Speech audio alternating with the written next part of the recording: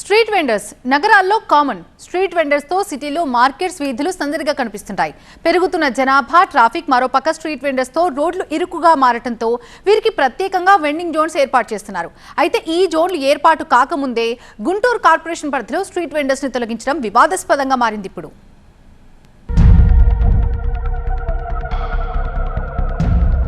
గుంటూరులో వెండింగ్ జోన్ల ఏర్పాటుపై గందరగోళ పరిస్థితి నెలకొంది. కార్పొరేషన్ కౌన్సిల్ భేటీలో ప్రజాప్రతినిధులు, అధికారుల మధ్య మాటల యుద్ధం జరుగుతోంది. వెండింగ్ జోన్ల ఏర్పాటు కాకముందే స్ట్రీట్ వెండర్స్ ను తొలగించడాన్ని ప్రజాప్రతినిధులు ఆక్షేపిస్తున్నారు. నగరంలో స్ట్రీట్ వెండర్స్ 40,000 వరకు ఉంటారని అంచనా. 2021 నాటికి 11,000 మంది స్ట్రీట్ వెండర్స్ కు గుర్తింపు కార్డులు జారీ చేసింది జీఎంసీ.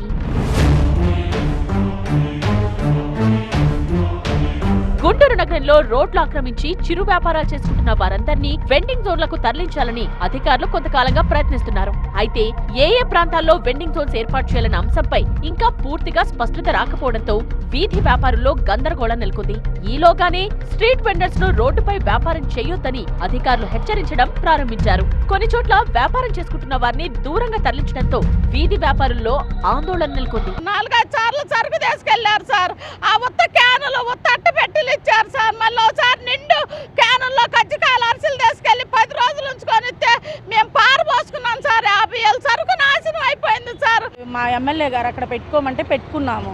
పెట్టుకుంటే అక్కడికి ఆయనే వచ్చారు, స్వయంగా వచ్చి ఆయన అక్కడ 10 నిమిషాల దాకా నిలబడి కారు దిక్కుండా కారులో ఉండి ఆ తర్వాత జిఎంసీ వ్యాన్ని రప్పించి ఆ సరుకు అంతా తీసిన దాకా ఊరుకోకుండా మిమ్మల్ని ఇంకోసారి ఈ చుట్టుపక్కల గుంటూరు చుట్టుపక్కల కానొస్తే బొక్కలో వేస్తానని మాట్లాడాడు ఆయన. కొన్ని ఖాళీ ప్రాంతాలను గుర్తించి మార్కెటింగ్ చేసినప్పటికీ ఆ ప్రాంతాలకు వెళ్లేందుకు వీధి వ్యాపారులు ఇష్టం చూపడం లేదు. మొదట్లో అధికారులు హడావుడి చేసినా వ్యాపారులు వ్యతిరేకించడంతో కొంతమేర వెనక్కి తగ్గారు. కొన్ని ప్రాంతాల్లో ఉన్న స్ట్రీట్ వెండర్స్ పై ఒత్తిడి తేవడంతో వీధి వ్యాపారులు, ఎమ్మెల్యేలు కార్పొరేటర్స్ ను ఆశ్రయించారు. ఇటీవల జరిగిన కౌన్సిల్ భేటీలో కమిషనర్ పులి శ్రీనివాస్ ను ఎమ్మెల్యే గళ్ళా మాధవి నిలదీశారు. పూర్తి స్థాయిలో వెండింగ్ జోన్లు ఏర్పాటు చేసిన తరువాతే వీధి వ్యాపారులను తరలించాలని సూచించారు. రోడ్డు పక్కన చిరుతిళ్లమ్ముకునే మహిళలను బలవంతంగా అక్కడి నుండి పంపించి వేయడంపై ఎమ్మెల్యే ఆగ్రహం వ్యక్తం చేశారు. ప్రత్యామ్నాయం చూపించిన తరువాతే వారిని ఖాళీ చేయించాలని డిమాండ్ చేశారు. రోడ్డు ఎంక్రోచ్మెంట్స్ ని తీస్తున్నారు, చాలా సంతోషం అధ్యక్ష. దాని అర్థం రోజుకు 200 వస్తే గానీ వాళ్ళ ఇళ్లు గడవని పరిస్థితిలో ఉన్న పేదల్ని తీసేసి వాళ్ళని అగమ్య భోజనానికి గురి చేయాల్సిన పరిస్థితి మనకు లేదు అధ్యక్ష.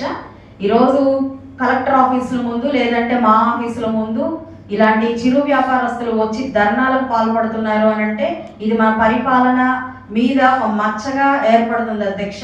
ట్రాఫిక్ పేరుతో అక్కర్లేని ప్రదేశాలకు కూడా వెళ్ళి వాళ్ళని అక్కడి నుంచి లాగి పడేయడం అనేది చాలా బాధాకరం అధ్యక్ష.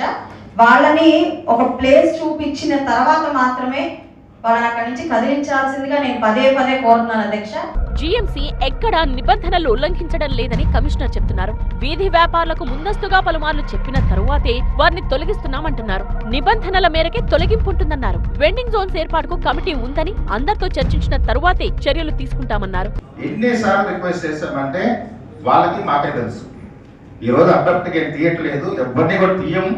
ఎందుకంటే పేదరికము, వాళ్ళ కష్టాలు, నష్టాలు అన్నీ ఇక్కడ ఉన్న వాళ్ళు చాలా మంది తెలుసు, నాకు ఇంకా బాగా తెలుసు.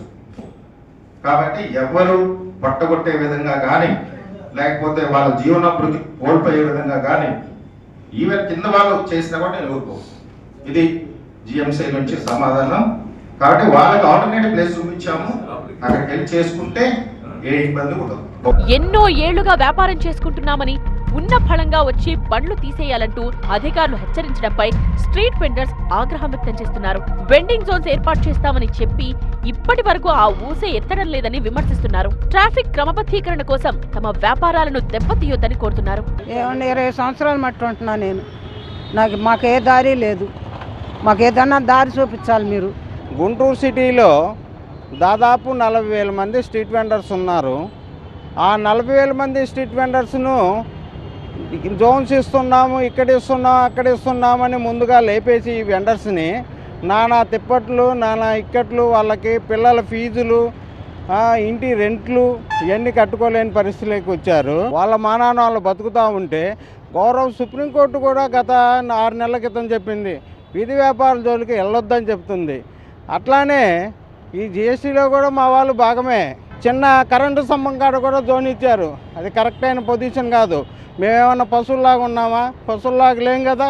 మేము కూడా ఒక మనుషుల్ని మా వృత్తిని మన అవమానించే విధంగా మాట్లాడుతున్నారు.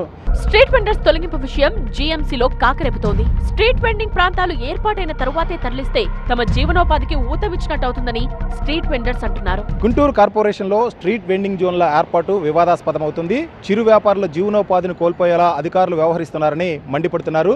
ఈ నేపథ్యంలోనే ప్రజాప్రతినిధుల ఇళ్ల వద్ద కూడా ఆందోళన చేస్తున్న నేపథ్యం కనిపిస్తుంది. మరొకవైపు అధికారులు అంతా కూడా నిబంధనల ప్రకారమే స్ట్రీట్ జోన్లు ఏర్పాటు చేసి స్ట్రీట్ వెండర్లను తొలగిస్తామని చెబుతున్నారు. ఈ వివాదం మరింత ముదరక ముందే సరైన చర్యలు తీసుకోవాలని స్ట్రీట్ వెండర్లు కోరుతున్నారు.